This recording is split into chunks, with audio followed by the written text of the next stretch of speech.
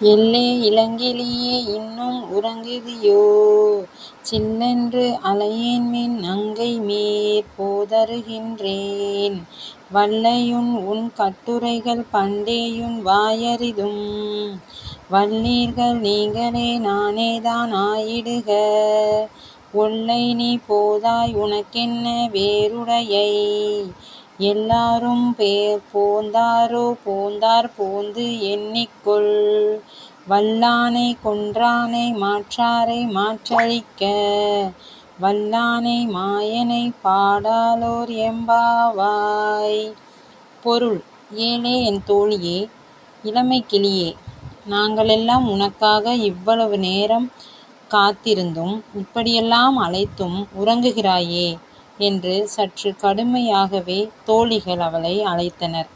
அப்போது அந்த தோழி கோபத்துடன், என்னை அழைக்காதீர்கள், இதோ வந்துவிடுகிறேன் என்கிறாள். உடனே தோழிகள், உன்னுடைய வார்த்தைகள் மிக நன்றாக இருக்கிறது. இவ்வளவு நேரம் தூங்கிவிட்டு இப்போது எங்களிடம் கோபிக்காதே என்கிறாயே என்று சிடுசிடுத்தனர். அப்போது அவள், சரி சரி, எனக்கு பேச தெரியவில்லை, நீங்களே பேச்சில் திறமைசாலிகளாய் இருங்கள், நான் ஏமாற்றுக்காரியாக இருந்துவிட்டு போகிறேன் என்கிறாள். அடியே, நாங்களெல்லாம் முன்னமே எழுந்து வர வேண்டும், உனக்காக காத்திருக்க வேண்டும், அப்படி என்ன எங்களிடம் இல்லாத சிறப்பு உனக்கு இருக்கிறது என்று கடிந்து கொள்கிறார்கள். அவளும் சண்டைக்காரி பேச்சை விட மறுக்கிறாள்.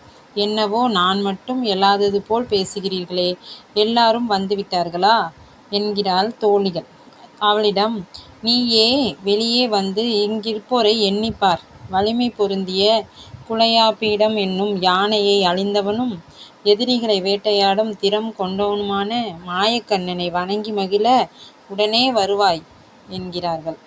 விளக்கம்: ஒரு பாடலை இருதரப்போர் பாடுவது போல் அவர்களின் பெயரை குறிப்பிடாமலேயே இனிமைப்பட பாடியிருக்கிறாள் ஆண்டாள். பெண்களுக்கு பேச கற்றுத்தரவா வேண்டும்? இந்த பாடலில் ஒரு பெண்ணை மற்ற பெண்கள் கலாய்க்கும்படியான ஒரு சூழலை நகைச்சுவை ததும்ப பாடியிருக்கிறாள். படிக்க படிக்க சர்க்கரை துண்டாய் இனிக்கும் பாடல் இது. இந்த பாட்டுடன் தோழியை எழுப்பும் படலம் முடிந்துவிடுகிறது.